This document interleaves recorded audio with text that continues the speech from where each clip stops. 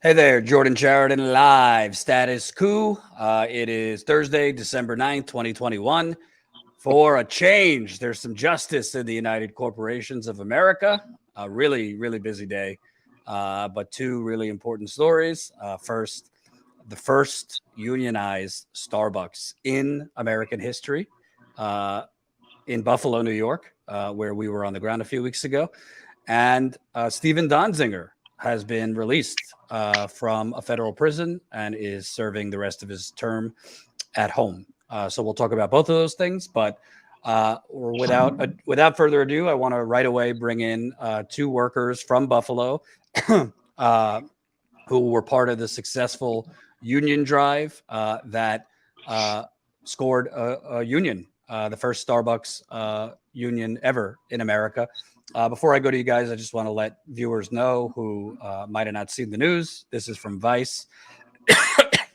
A group of baristas at the Elmwood Starbucks store in Buffalo, New York, voted to unionize, becoming the first of the coffee chain's 9,000 corporate-owned stores in the country to do so. The election was a landslide for the union, with 19 workers voting in favor and 8 workers voting against at this Elmwood Starbucks in Buffalo. The second location, because there was 3 voting today, that lost, which I'm sure we'll talk about, with 12 workers voting no and 8 workers voting yes. And a third location actually voted pretty resoundingly yes. 15 workers voted in favor of the union, 9 workers voted against. But Starbucks is challenging, saying that there were 7 votes that need to be reviewed. But we believe that other location, even though Starbucks is challenging it, will also be yes for a union. So I want to just play this video so the audience could see the excitement of you guys finding out when the first store, the Elmwood store, had voted overwhelmingly yes. Colin, if you could play it.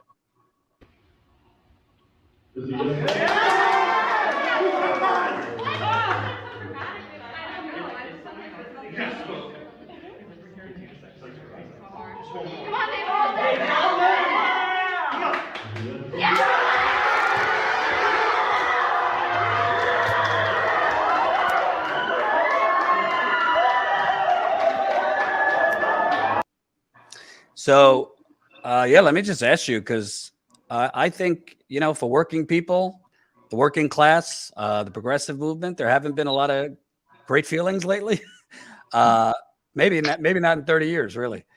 This is a humongous victory. I mean, Starbucks is really up there in the upper echelon of the global corporations. It's everywhere.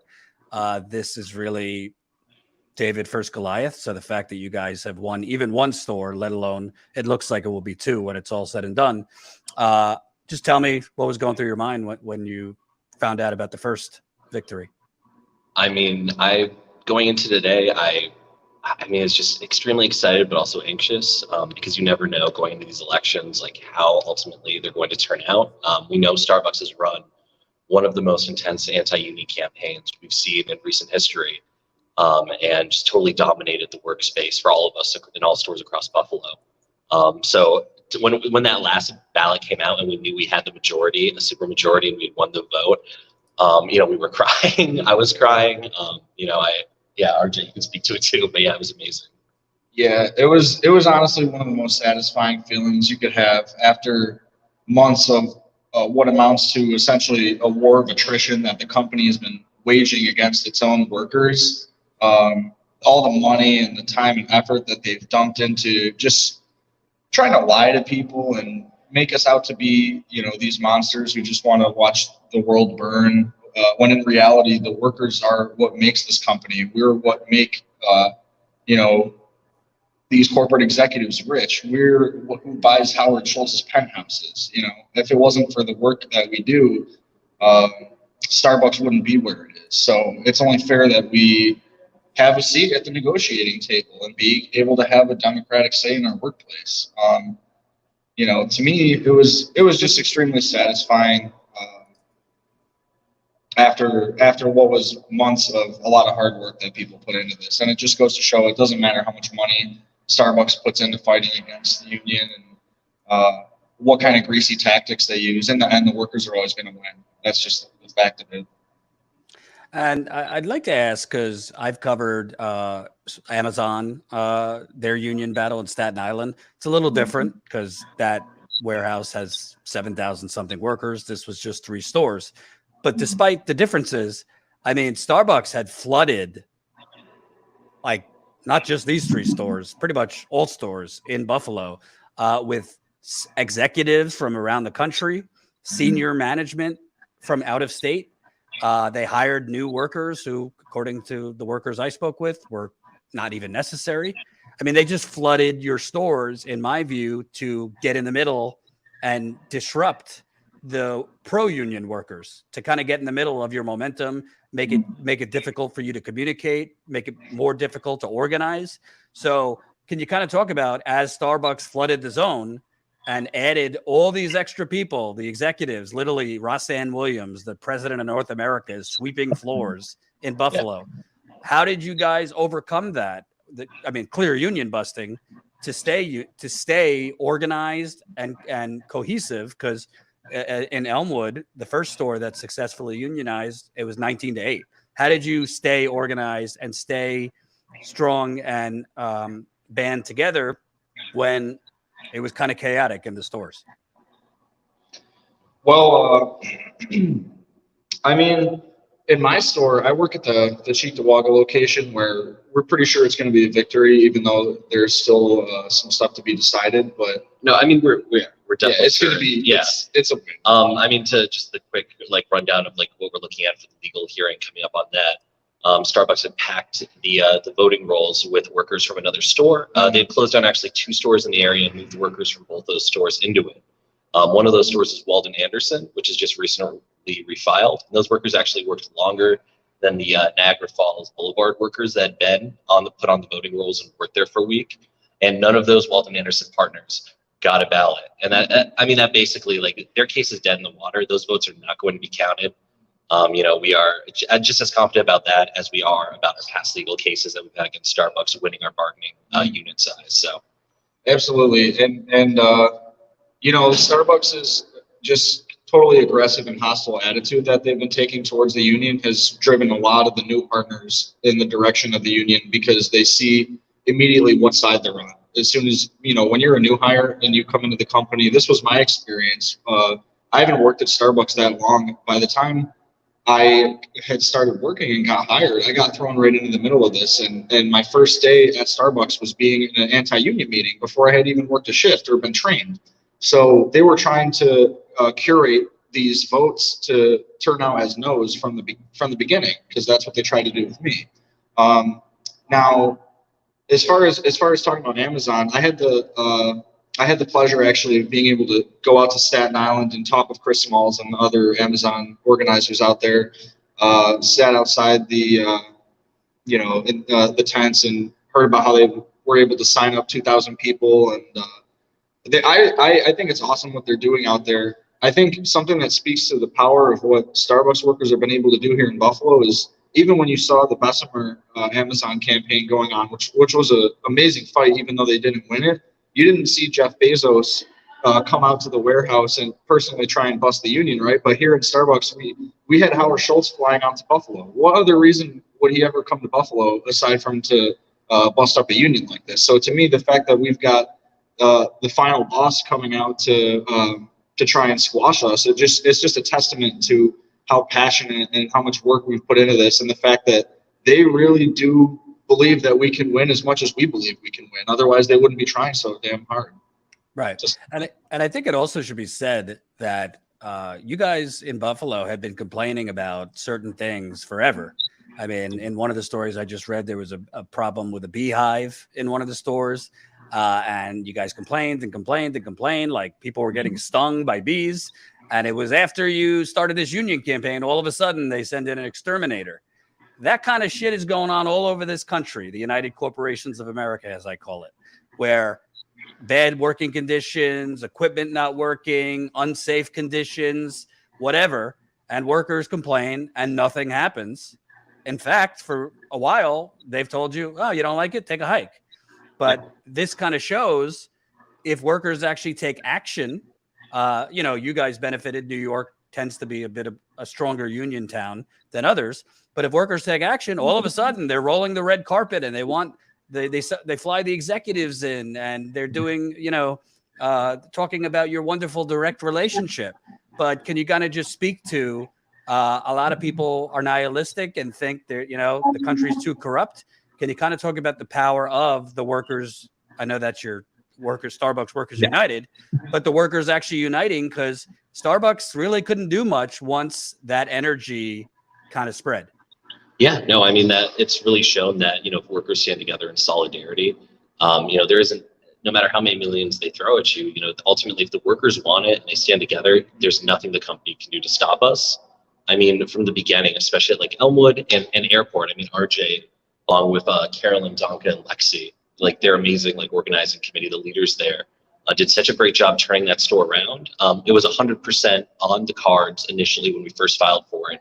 They had totally disrupted the store, taken out most of the leadership for leaves of absences, both because of like having to go through legal hearings and having the leadership of that store present. But I mean, y'all turned it around. Like it went from like thinking 100% to think we're not going to win it to winning it today. I mean, again, like we are confident we've won this store. Starbucks can send the text messages that they sent partners across the district today saying that, well, nothing's definitive. They didn't even mention Elmwood. It just mentioned that, well, we want Camp Road voted to keep their direct relationship and, Cheektowaga up in the air. But no, we won 2 stores today. Yep. And it's just that power of like solidarity. I mean, like this is something anyone can do. We all work. If you're smart, keep quiet while you organize initially, and then get a really strong team of leaders and just workers that want to make real changes for democracy in their workplace. Like there's nothing the company can do. And if workers don't back down, you're going to have your union. So. Yeah, I'm going to sleep easy tonight. I'm going to get probably better sleep than I have in a long time, knowing that confidently that my store is going to be the second unionized Starbucks in the United States. And I also, to me, the amount of money that Starbucks probably spent on sending these executives in from all over the country, including the president of North America. They brought in Howard Schultz, infamously ran for president for 5 minutes or was going to run for president. And, he gave this weird kind of offensive speech invoking the Holocaust and how prisoners in concentration camps had to share their blankets in the context of like why you shouldn't vote yes on a union. It was bizarre and pretty offensive. But what I think is kind of telling about this is, for the amount of money that they have spent over the last several months to bust your union, they probably could have saved themselves money by just recognizing a union and negotiating a fair contract. Negotiating a fair contract, maybe increasing pay a little bit. Because I was in the drive-thru when I was in Buffalo. You guys are pumping out God knows how many drinks. And the drive-thru line was massive in Buffalo. And it's Starbucks has huge demand. Can you kind of talk about all these corporations, they're spending so much money on union busting when in reality, if they just negotiate a fair contract, if they just recognize a union, their productivity and profit would probably stay about the same. Yeah, I mean, ultimately, I think companies, the only thing they love more than profit is, they know that like if unions have a resurgence and we believe like maybe this is the start of something, a larger movement for, working class people in the service industry to unionize, they know that they don't want any power in the working class. Like unions are one of the few tools that we have as like workers to actually have our voices heard, have democracy in the workplace, and really have like some kind of countervailing force to, the power of the corporate elites and the billionaires. So, maybe they'll lose short-term profits by trying to bust unions, but I think the principle of not having workers empowered is even more important, that long-term goal for them. But I agree, they would definitely save money if they had just recognized the union. And especially for a progressive company that is supposed to care about something more than just profits, this, just shows it's all a sham and just PR. Yeah. I strongly agree with that. I think the profit is obviously their driving goal behind everything that they do. But in a case like this, what's even scarier than having to spend a lot of money is the the prospect that the workers are actually going to have a way to fight back and a way to assert themselves, and that is something that they'll throw away their whole fortune if they have to stop it. But they, like we've been saying, if we organize right, and if we all really understand that we're all in the same class and we're in it together, they can't stop it anyways. Right. To that point of what you were saying about the bizarre Holocaust speech that Howard Schultz gave, in the same vein as that, there was a video I watched from More Perfect Union this morning about a whistleblower in Arizona who talked about she was a manager and had to attend this meeting where they were telling them that the union is like the Catholic Church, and they make you they put a union representative between you and the company the same way that the church puts a priest between you and God. And it's so bizarre because it just shows they're like totally fanatical devotion to busting unions. Well, and corporate they view themselves as God, and it really shows the kind of like pompous attitude that they have, this infantilizing way that they treat workers, and they'll look you in the eyes and lie to your face and think that you're not going to know the difference. But people do. And that's why we won this fight today, because people are smarter than that. And they know when, you can't piss in my face and tell me it's raining, I guess. Right. And I also want to touch on something you said, because, there's a lot of companies, including Starbucks, that have this image, and they spend a lot of money to put out this image that they're progressive, like Starbucks on social issues, Black Lives Matter, other things, by appearances have been progressive. But if you look underneath the hood economically, they are the same corporate scumbags, in my view, as the rest of them. So I think this goes to show you that it's the same thing during the George Floyd protests. You had like Bank of America, JP Morgan Chase, BLM in their window as they're, charging higher interest rates and mortgage rates to Black people. So I think this kind of shows you that don't just buy into PR that a lot of these companies put out there. Amazon spends God knows how much with these rainbows and sunshine commercials. Oh yeah, having Terry Crews do like a TikTok video to say how basically you don't need a union at Amazon. Right. Yeah. Like economically, they could, maybe they do charity work and they're good on some social stuff, but economically, these companies care about profit. In the case of Amazon, it doesn't matter if you get injured, if you get hurt, if you get sick with COVID. And in the case of Starbucks, they could call you a partner. But obviously, if you had a wonderful direct relationship in the first place, you wouldn't have had to do this union campaign. Yeah. No, exactly. Yeah. And I mean, I guess one thing that I found out today, right before we had the vote count, was Starbucks released a Justice Cup.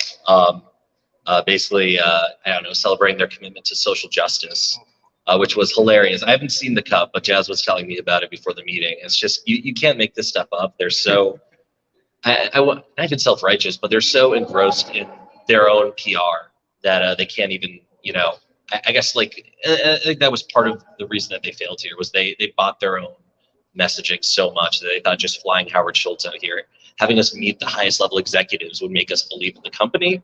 But ultimately, none of that was why we were organizing. It wasn't because we didn't understand what the messages of the company were. We understand it better than they did, because we want to actually enact those values. I mean, one of their core values that they claim to have is challenging the status quo. Yeah. But, the second we actually do that, try to organize against their wishes, they come down so hard on us. So.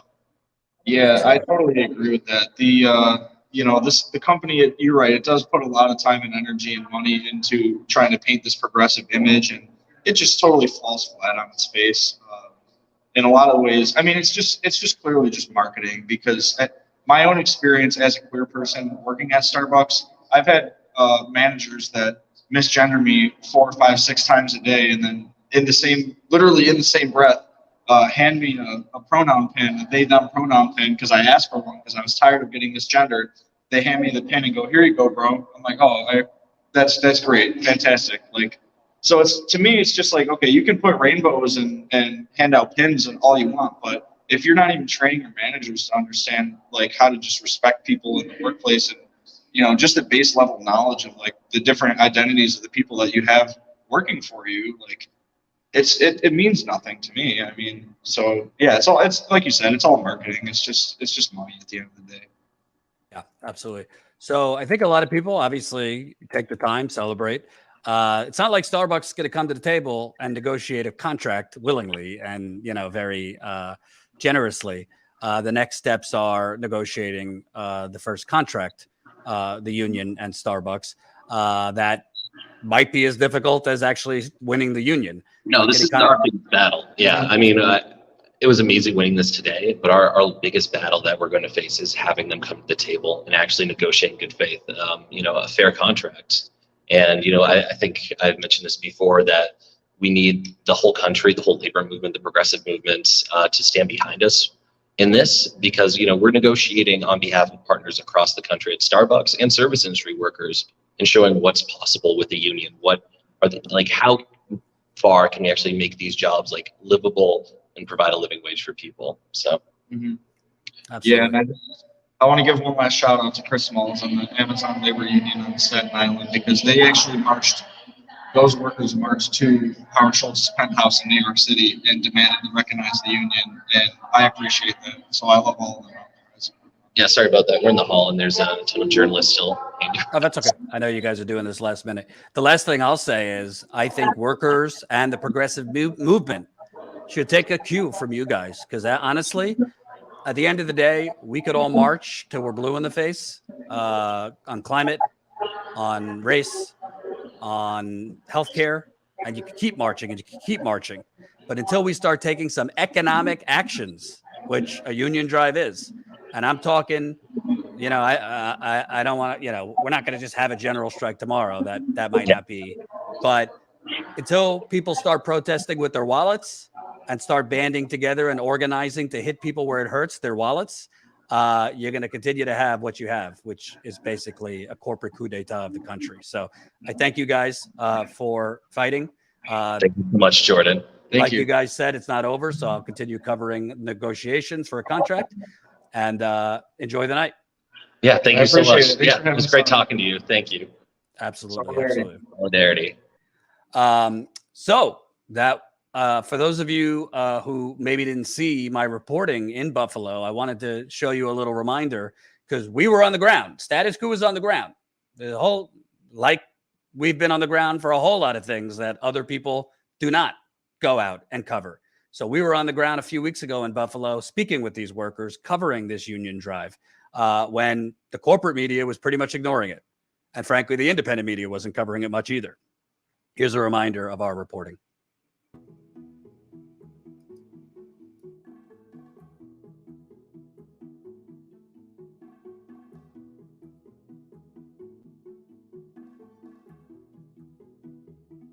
Lots of people have asked, why Starbucks? Why are you guys organizing?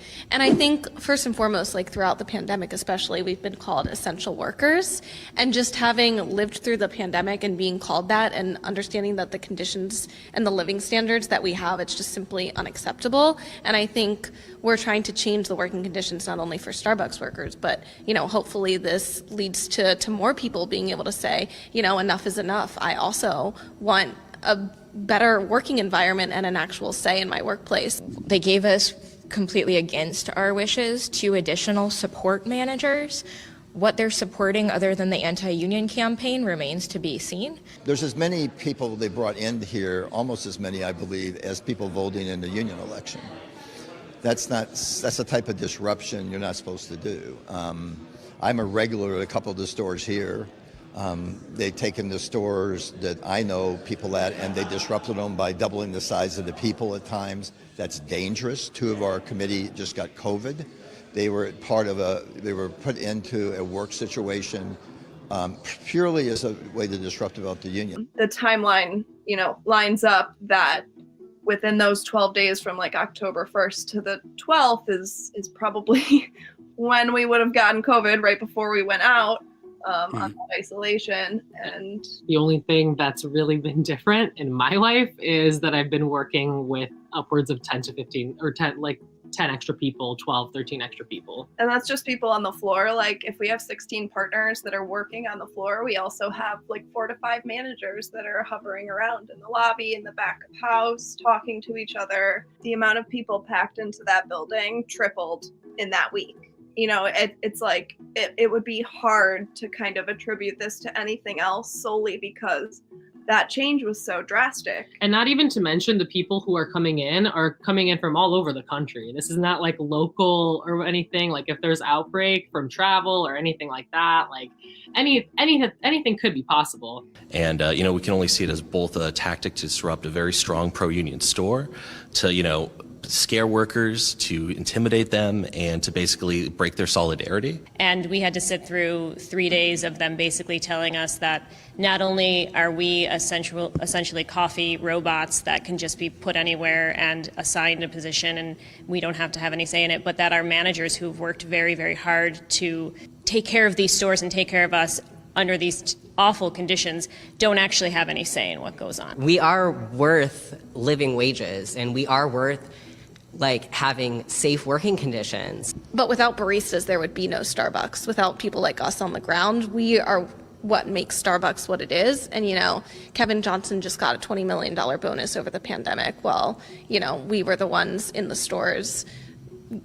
Most of my coworkers got sick with COVID, if not all of them. So, just wanted to say too that Starbucks has the ability to raise living standards, and they've chosen not to. It's usually the first 25, 30 minutes is them talking at us.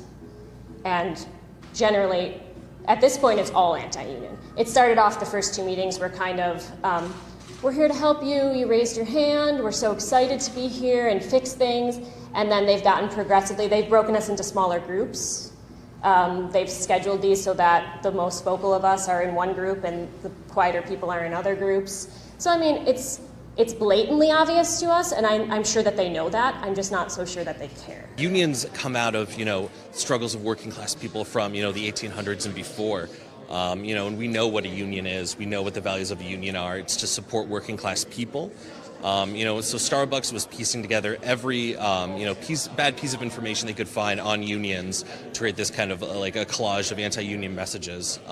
They were pulling, practices from the trade unions, from different sectors, to try to intimidate workers. They'll do anything but actually talk about, what unions actually do. They also put up the financials of the union to try to explain that, the higher echelon of the union, as you will, are making lots of money, and that's my dues paying into their salary. So I asked them if I could see Starbucks financials, and they said, well, that's public information. And I said, well, this is all public information as well, but you spent time to make a 25-minute PowerPoint about it.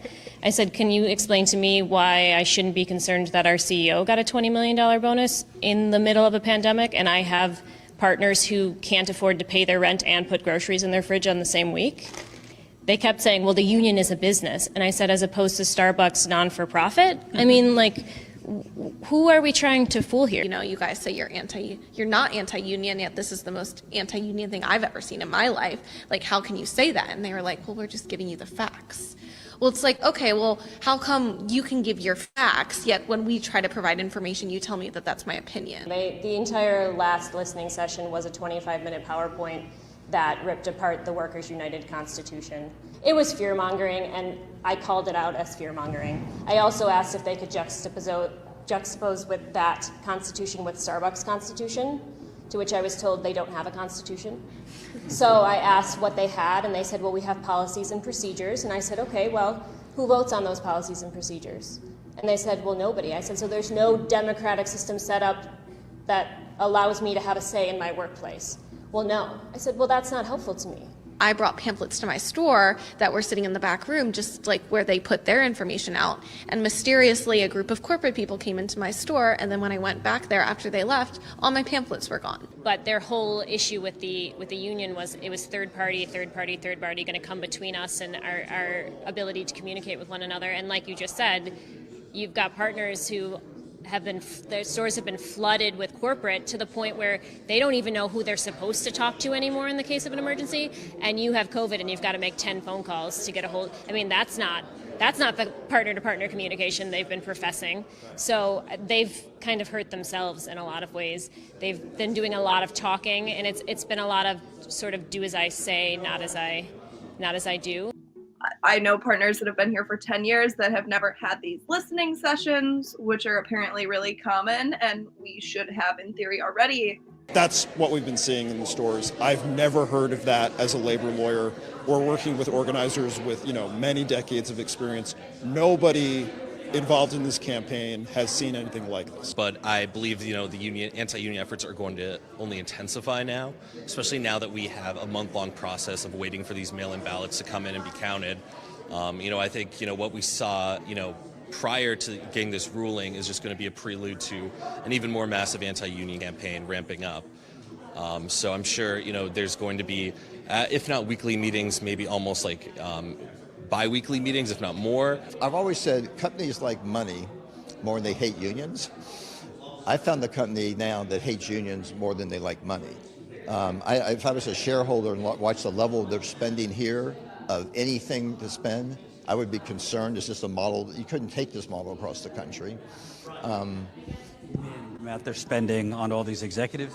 Yeah, the amount you're doubling and tripling the store managers. That's going to up, and you're also people are just being jammed in and closing down stores. Walden Anderson, where we had over 80% signed up, and since we petitioned for an election, even though it was withdrawn for a technical reason, would normally be refound, it was closed as a cafe. Go away customers, go away workers, and the workers are dispersed into the airport Starbucks where they double up, and that's why they get sick. So that was just some. That was some of our reporting in Buffalo, speaking with the Starbucks workers. You made it happen. You made it happen. StatusCoup.com/join. Become a member of Status Coup for as low as $5 a month. That's how we fund this reporting. Not every, our stories will not always result in positive outcomes. Frankly, unfortunately, the majority of stories we cover, the injustice remains. It is not a victory. But there are stories we cover that there ends up being some change. And this is big change.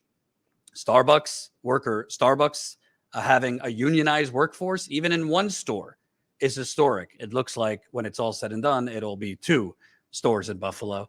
And that is going to spread. There's already Starbucks workers in Arizona who are trying to organize a union drive. On the example of what happened in Buffalo, I saw there are workers in Massachusetts that are now talking about organizing, and that's probably going to spread even further. And Starbucks, they could try to play whack-a-mole and union bust all of them, but it's going to be tough once you have more and more Starbucks workers around the country trying to form their own unions. And I also think it won't be confined to just Starbucks. I think you're going to see other workers at other companies see, oh, wow, they were successful in Buffalo. We're going to follow suit. And now we're going to organize. So, we're not going to go back to what unions were in the 1950s and 60s, which the American workforce was heavily unionized. Unions were very strong. We might not get back to that anytime soon, but we could begin chipping away, and make no mistake about it. Because a lot of people have been disappointed electorally and with electoral politics and seeing, Bernie lose twice and basically him get screwed twice and everything was rigged against him. And then they see the progressives we do have in Congress aren't fighting hard enough. And, they get dejected. But there has been very little structural change in this country without a strong labor movement. The big change we've had in this country typically has coincided with a strong labor movement. So the fact that they successfully just unionized in Buffalo, it's a huge deal. It's a huge deal. It's not over, as the workers and I just talked about. Now comes the hard work of actually getting Starbucks to come to the table and negotiate for a fair contract. So this is step one, but people should be excited. And I'm glad we were able to go and cover it on the ground. I hope. Thank you to the members who fund us so we could go to Buffalo. By the way, it wasn't just Buffalo. If you remember, we went to Iowa and Illinois. We covered multiple picket lines of John Deere workers on strike.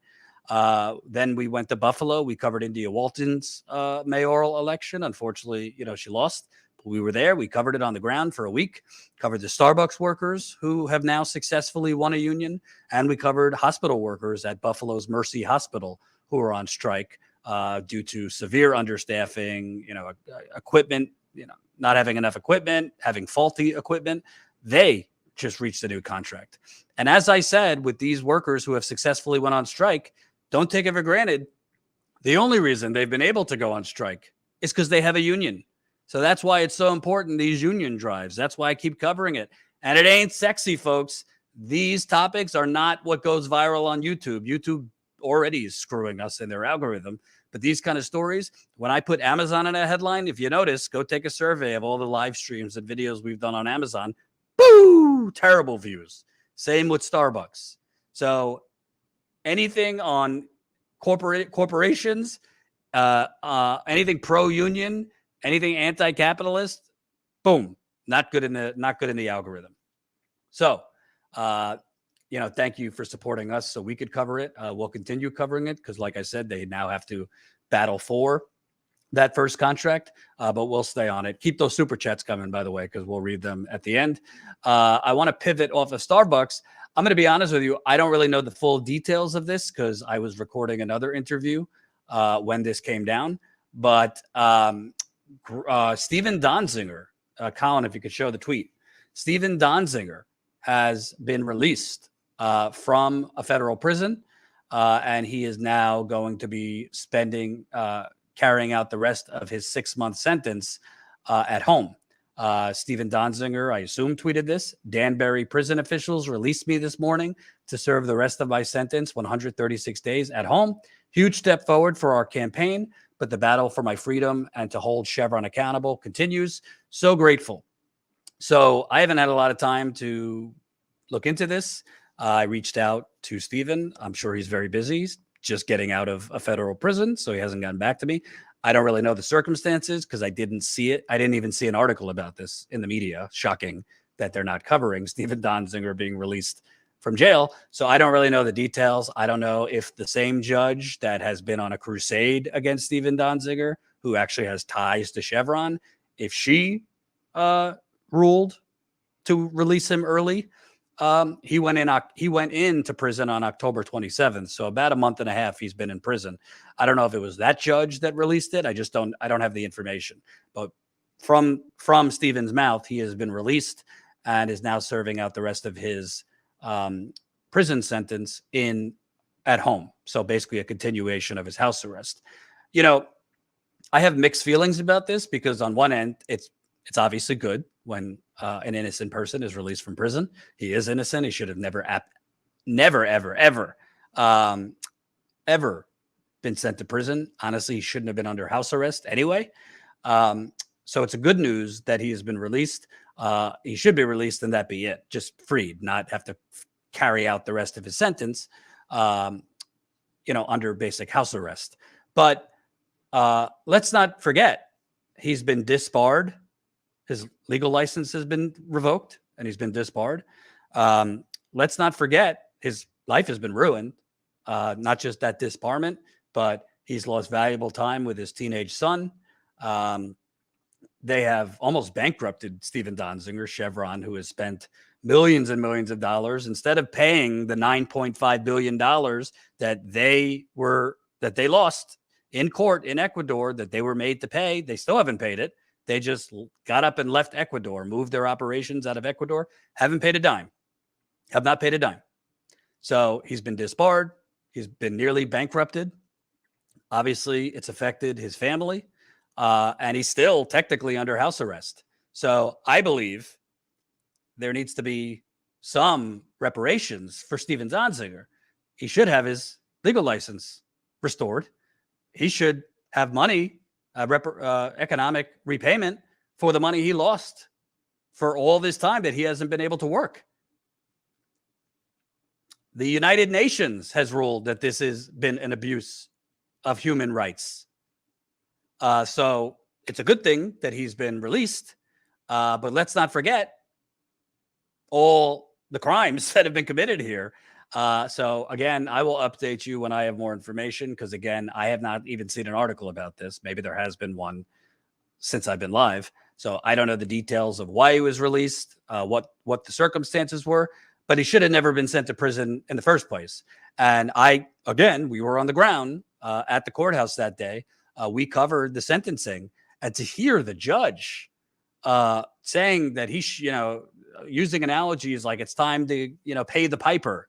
And she even mentioned that it's time for him to be hit by a figurative 2x4 in between the eyes. That was the judge. And this judge has ties to Chevron. The prosecutor from the corporate law firm that went after him and prosecuted him has ties to Chevron. So this has been a Banana Republic type prosecution and corporate crusade for over a decade against this man. And remember, the fraud that he was, Chevron went after him on, they basically manufactured fraudulent charges that Steven Donzinger bribed an Ecuadorian judge, and that is why the judge ruled in favor of Donzinger and the indigenous people that Steven Donzinger was representing. And let's not forget, that's what this is really about.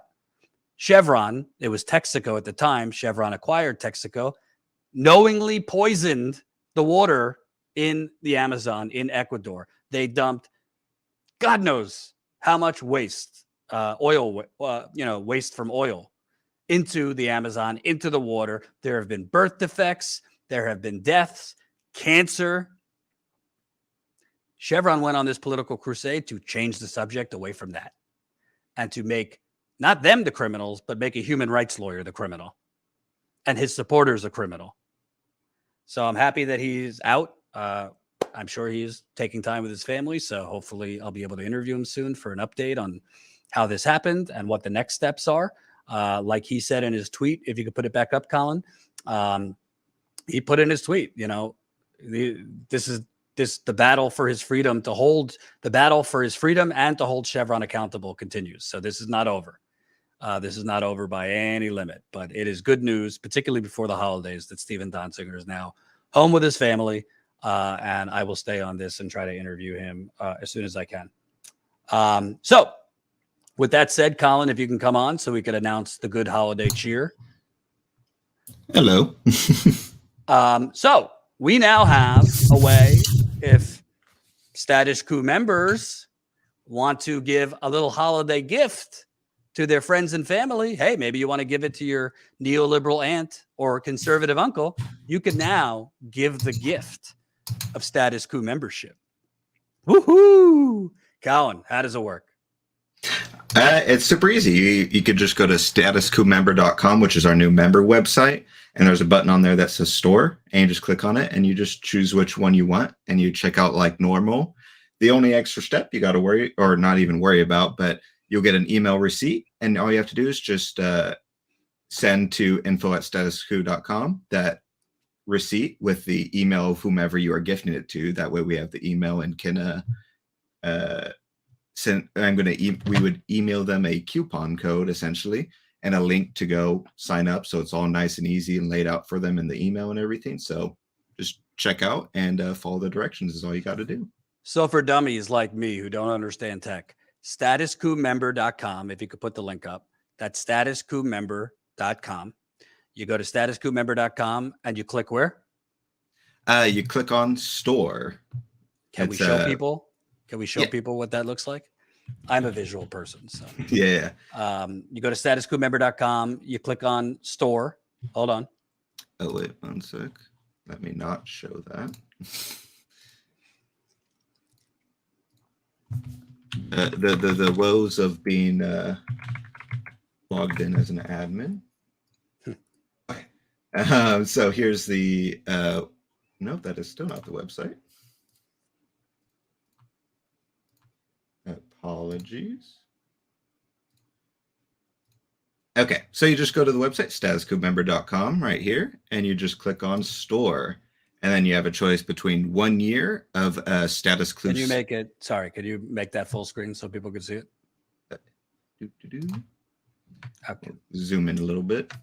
So inside the store here, you have your choice of 1 year of Status Slayer membership you can gift for someone, or 1 year of Coup de Champion.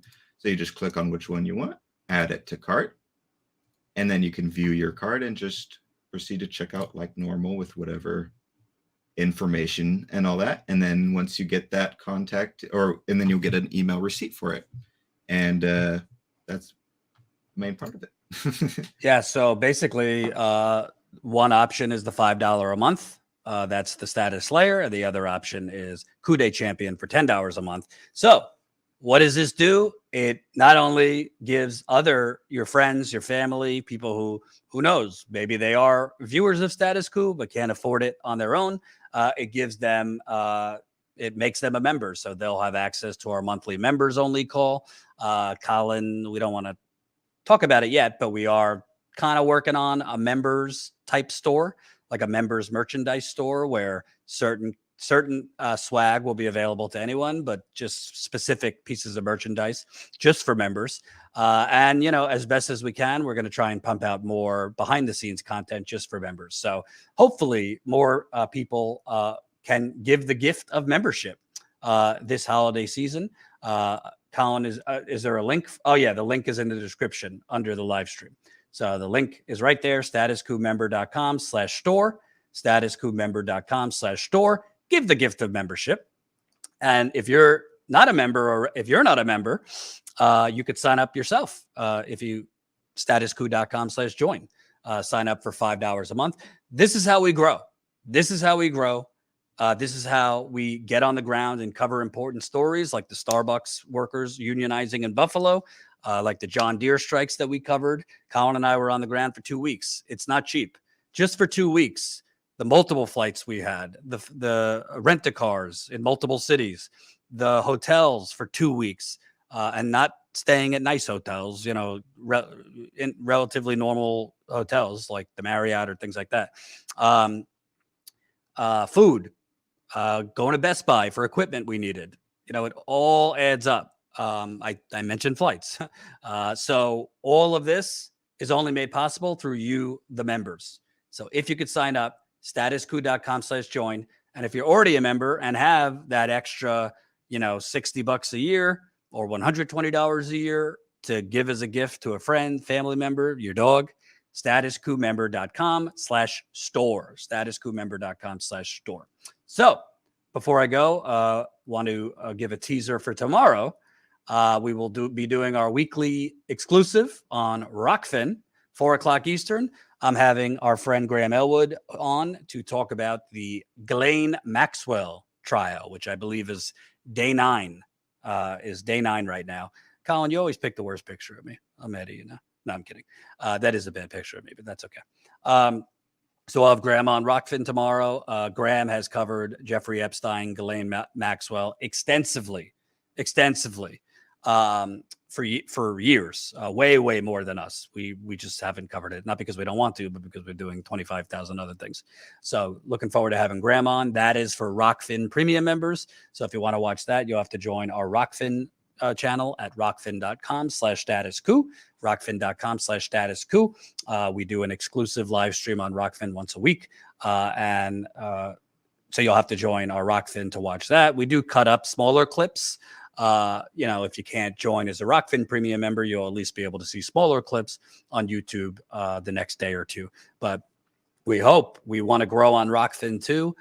You can become a premium member at Rockfin, rockfin.com/statuscoup for $9.99 a month. And you get access not only to our premium Rockfin channel, but Graham's channel. Lee Camp has a channel, Ron Placone. There's a lot of great people on Rockfin. And the great thing about Rockfin is they don't censor you. Honestly, I don't know how much I could cover Jeffrey Epstein and Ghislaine Maxwell and tell the truth on YouTube without being censored or demonetized. Hey, Colin, are there instructions on how to sign up for Rockfin? Rockfin.com/statuscoup. Those are the instructions. Colin, is there anything more complicated than that? How to sign up for Rockfin? No, just when you sign up, if you go, you want to make sure to go to the link, rockfin.com/statuscoup, and sign up on our page. That way Rockfin knows that we're the ones that sent you guys over. But outside of that, they have a little button to just subscribe, I think is the whatever terminology they use. It's big red button. But and once you sign up for that, you have access to everyone on Rockfin, like Jordan said, not just us, but the signing up through us is the important part. And also, you know, the more we grow on Rockfin, the more revenue we get from Rockfin. We're actually making more money revenue-wise from Rockfin right now than we are on YouTube. We are, because we get a guarantee from Rockfin. And that guarantee, we're hoping, will grow more, get higher in terms of the revenue we're making from Rockfin as we grow more Rockfin premium members. totally understand.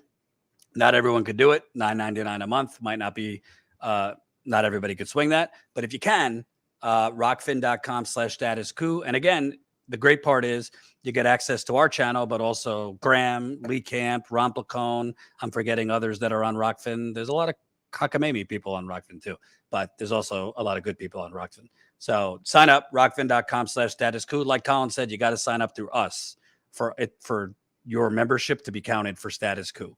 So rockfin.com/statuscoup. Let me read some super chats.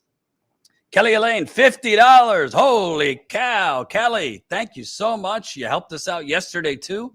I really appreciate it, Kelly, because honestly, it's frustrating sometimes. All the work we're doing, let me tell you, my day. You want to know my day? I thought it was going to be calm. It wasn't. I started at 8 a.m.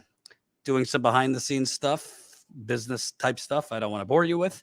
Then I went on a show, went on somebody's podcast that's coming out next week.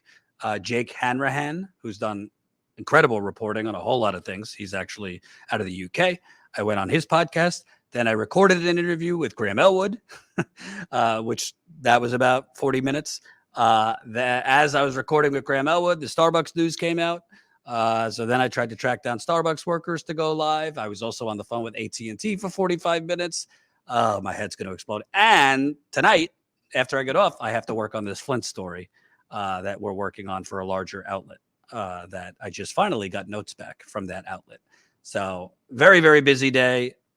You might see us live and think, oh, that's all they're doing. No, it's constant all day recording interviews, going on other shows, which I'm happy to be invited on other shows.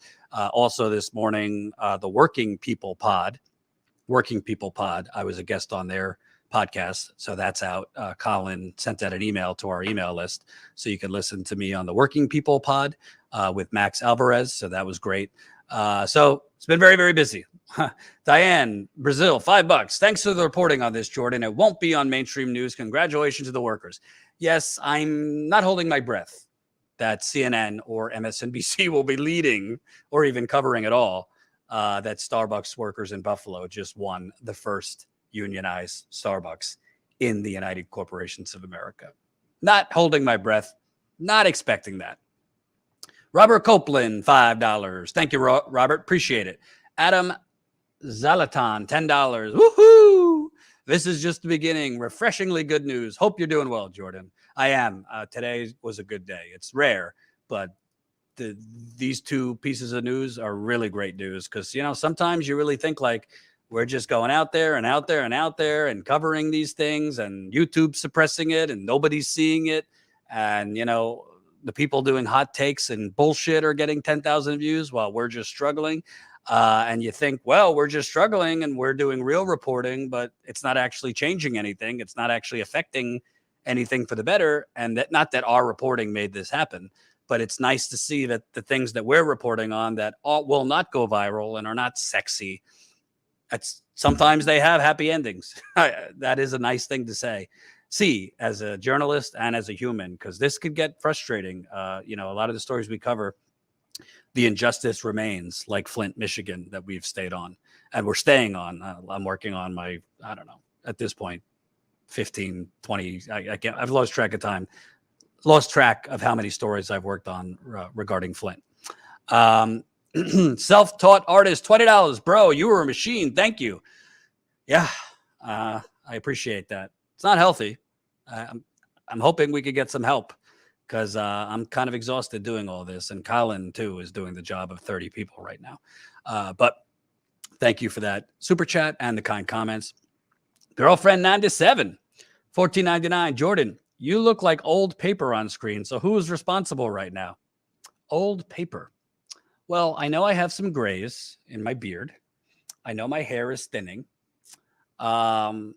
I don't know why I look like old paper, though. I think I look okay. I think the lighting is okay. But okay, I'll take old paper. Who's responsible? Colin's responsible for the live stream. Actually, no. I mean, Colin, do I look like old paper? I'm not quite sure what the analogy means, but I don't think so. I'm going to take it as a compliment. But I don't think I look like old paper. Maybe he meant like rustic, like a. I think I look old. Oh, it could be your shirt. The color of it. Oh, maybe. Yeah, I like this shirt. Interesting. Oh boy. Anyway, thank you guys. Thank you guys. I'll be live tomorrow, a little bit before our Rockfin stream, just to tease the live stream. So that's rockfin.com/statuscoup. We'll be over on Rockfin at 4:00 Eastern. And I'll be live shortly before that on YouTube to tease the Rockfin stream. Thank you for watching. Thank you so much for the super chats. I hope more of you will sign up as Status Coup members. That's statuscoup.com/join. And if you're already a member and can afford it, if you can't, we understand it. If you can afford it, give the gift of membership this holiday season. That's statuscoupmember.com/store. statuscoupmember.com/store. One more time, statuscoupmember.com/store. And give the gift of membership. Thank you. Have a good night.